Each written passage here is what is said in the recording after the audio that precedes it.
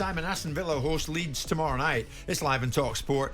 No, they're giant clubs, aren't they? Both of them. Aston Villa and Leeds. Yeah. Are they further away than ever, do you think, in terms of reaching the heights that their history, their heritage, their name, their brand would demand? No, of course not, because, they were in League One Leeds a few years ago, and Aston Villa being relegated. They've got themselves back into the Premier League. I think with Leeds, I think they're an ownership model away from being a very significant competing football club again. And I think if they stay in the Premier League, we might see that ownership model change. But both of them want to play in Europe. Of course they do. That's where the ambition lies. Of course they do. But they're pretty far away from doing that. Well, they are, but they were even further away from it a couple of years ago. And what you've got is Leeds United have gone from a dreadful period of 16, 17 years of their life, which is almost unbelievable that a club of that stature and size found itself in a position that it did.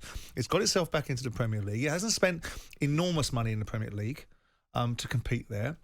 Andrea has done a great job. We spent time with him in Qatar.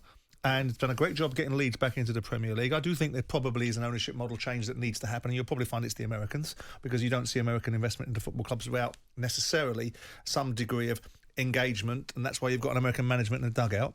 I think Leeds are a management decision away from being a bigger football club, because I don't think Jesse March has got the chops. And I think the ownership model will change, and I think you'll see Leeds kick up on a gear. Villa got into the Premier League on the back of Dean Smith, stayed in there by the skin of their teeth. Jack Grealish was the big component part of that side being successful, and he's gone on to Manchester City. They've redeployed the money. I think they made a bad decision with Steven Gerrard. I said it at the time, this wasn't the fit. And it's not because you can easily sit there from the sidelines, from the bleachers, throwing in cheap shots, but it just didn't feel like it was the right fit for either one of them.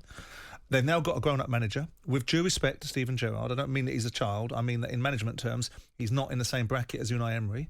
Emery had a difficult time at Arsenal, and when we look back on that, we probably think about it differently than we did at the time. It was more parody for his accent than the performances on the pitch. When you become an established Premier League club, well, some would argue that there's very, very, very few clubs in the Premier League that are established because they're always suspect or susceptible, shall we say, to being relegated. But Aston Villa with fan bases and Leeds with the enormous, magnificent fan base and the intimidating stadium, and as I said repeatedly and endlessly every time I went up there, it was one of those few stadiums all around the country, the Anfields, the Old Traffords. There was something about Leeds that just put the hairs on the back of your neck as the opposing team. They are... Because this Premier League is so competitive, because it's so full of big clubs now, and you're seeing clubs like Everton, we've just seen their fan base so unhappy with the condition of their football club after their owner spent £500 million to put them in a position of potentially getting relegated. It is hard yards, but the component part that gets you into the groove is the manager.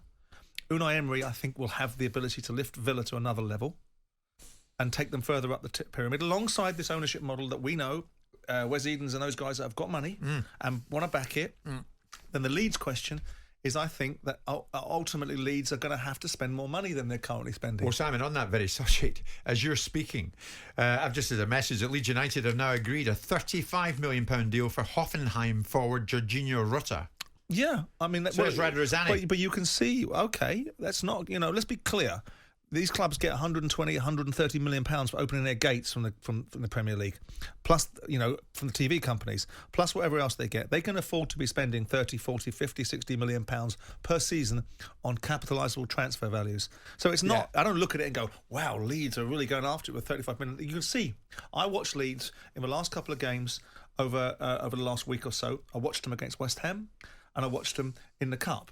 And clear to me, whilst they've got good little players up top, they need a centre forward. Bamford, I don't think, is ever going to be what he once was before. Right. So they need to spend players, and £35 million is a centre forward, isn't it? Jim White and Simon Jordan. Monday to Friday mornings from 10 on AM, on DAB, via the talkSPORT app, and on your smart speaker. talkSPORT.